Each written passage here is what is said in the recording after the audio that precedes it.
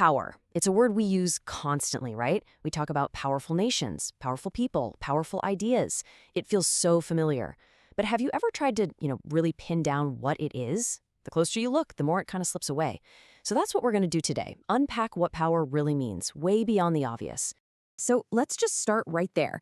What is power, really? I mean, what's the first image that pops into your head? A general on a battlefield? A CEO closing a massive deal? Maybe a government passing some huge new law? And this is it. This is the classic definition from Robert Dahl, and it's probably how most of us think about it instinctively. It's all about one person's agency over another.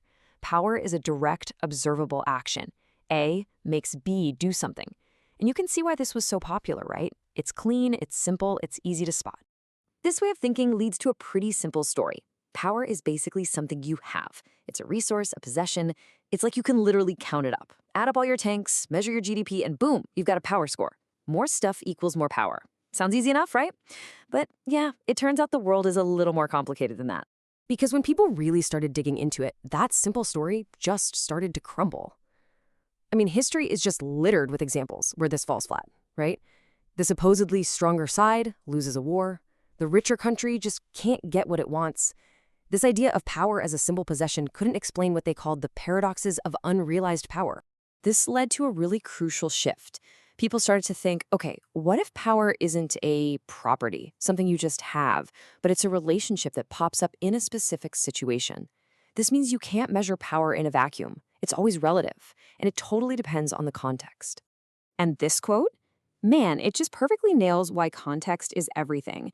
A threat that's incredibly powerful in one scenario is completely useless in another. It means all your money and all your weapons don't mean a thing unless they actually matter to the person you're dealing with. The power doesn't come from your stuff, it emerges from the relationship itself. Now, seeing power as a relationship was a huge leap forward, but it's still mostly focused on stuff you can see, on actual conflicts and visible arguments. And that just opens up a whole new can of worms, right? What about the kind of power that stops a fight from ever even starting? The power that rigs the game before anyone even sits down to play? And that brings us to what's often called the third face of power, or structural power. This is some next level stuff. It's not about winning a fight. It's about setting the rules of the game so that nobody even thinks to fight you. It's the incredible ability to make other people want what you want them to want. And they think it was their idea all along. This idea is right at the heart of a field of study called International Political Sociology, or IPS for short. And they take this whole thing and they just run with it, taking it one massive step further. They say power doesn't just work on the world, it actually creates the world. And this is where things get really mind-bending. For these scholars, power isn't just a tool that people use inside of a world that already exists. No. Power is the force that builds that world in the first place. It draws the maps, it writes the rules, it even builds the players. It literally constitutes our social reality and makes us who we are. Okay, so you're probably thinking, how on earth does it do that? Well, IPS scholars point to a few key ways. We're going to touch on three big ones: social recognition, technologies of government, and performativity. Okay, first up is social recognition, a big idea from the sociologist Pierre Bourdieu. Think about it. Why is a degree from one university seen as more valuable than another? It has what he called symbolic capital. We all just sort of agree that it's legitimate. This creates these hierarchies that feel completely natural, so we don't even question them. And that acceptance is a quiet but super powerful form of control. All right, next up, an idea from Michel Foucault called technologies of government. Now, when he says government, he doesn't just mean the state. He's talking about all these impersonal systems of knowledge, like medicine or economics or statistics, that define for us what's normal and what isn't. A perfect modern example is your fitness tracker, right? It uses data to tell you what a healthy day is, and you start monitoring yourself to fit that norm. You are, in a way, governing yourself. It's brilliant and a little creepy. And number 3 is performativity. This one is cool. It's the idea that our words and our actions don't just describe reality, they actually create it. Take a great power summit. The very act of calling it that, of having these specific leaders show up and play their parts, that makes them great powers. The practice itself brings the social fact into existence. Okay, so if power is this all-encompassing force that literally creates our world, what does that mean for resistance?